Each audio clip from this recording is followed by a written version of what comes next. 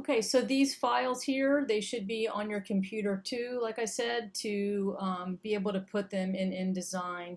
So let's go back to InDesign and click on our picture box. Now to get a photo to go inside there, you need to go to File, Place, and then you'll have to locate where it is on your computer, probably in your Downloads folder. I'm not sure how the school is going to have everything set up as far as when you're saving photos. So go here and go to Place and find it. Right now I haven't put mine in a folder, so I know where everything is. I made a folder called Assigned to Images.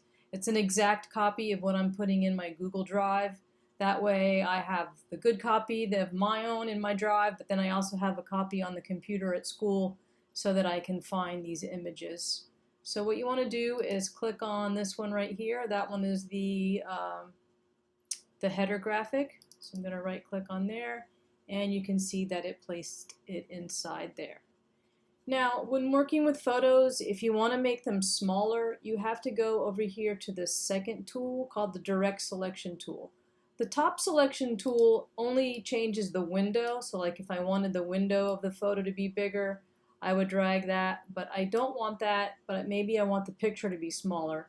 So if I click with the Direct Selection tool and I zoom out, Control minus, you can see this red box. That's actually the whole photo. This is just the window that it's in, but the red box shows me the whole photo. So I can change the size of the photo in the window by going on the corner and dragging it. If you hold the Shift key, it will stay proportional and it won't stretch the picture. So you don't have to do this part. You can make it, just leave it the size that it is if you want, but I just wanted to show you how to do that. So the Direct Selection tool moves the photo around in the window. The top selection tool, the regular selection tool, actually changes the size of the window. Alright, so now we have our header and these four boxes. We're going to go up here to the layers and we're going to lock this boxes layer for now, okay? Because we don't need to do anything on that. We're going to now create a new layer for our text. So you can either click this box here to create a new layer, or you can go over here to these options and click new layer that way. And we're going to name this layer text and say OK. So now we have two layers, the boxes and the text. And when we're working with the text, the boxes are locked so they won't get in our way. So let's start with the first text boxes. So get the text tool over here.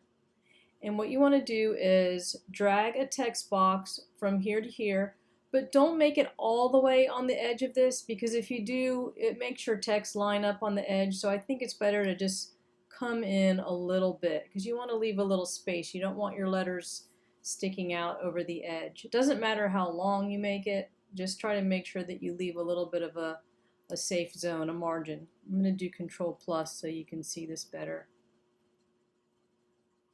Alright, so now you'll see I have this text box and it's blinking right there. It's ready for me to enter text. I'm going to press caps lock and type the word typography. Alright, and then I'm going to get out of the text editing mode and go back up here to the selection tool. So I have the word typography there.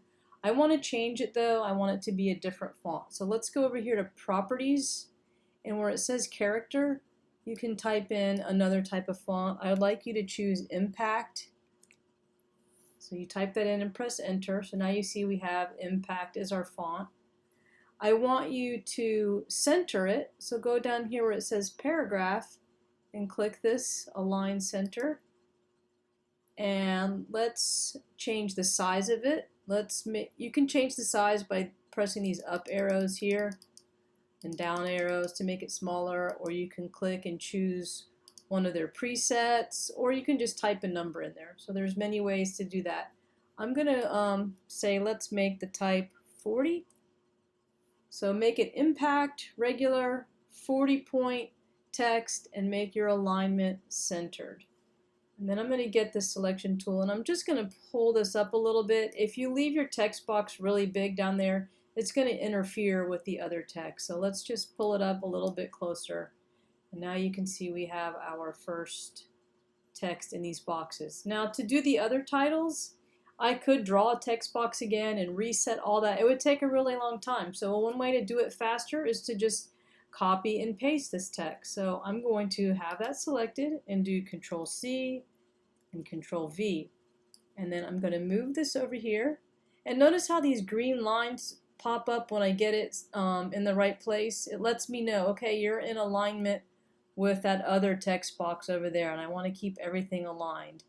So it gives me those green guides saying, hey, you're in the right spot. Then I can drop that down.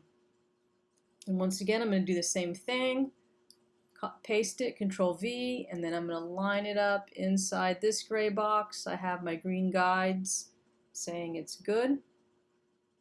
And notice how there's a purple line that came up? That means it's centered perfectly. So before I let go of this, when I'm dragging it, I'm looking for all those guides to say, yes, bingo, it's right there. Purple guide showing me it's centered.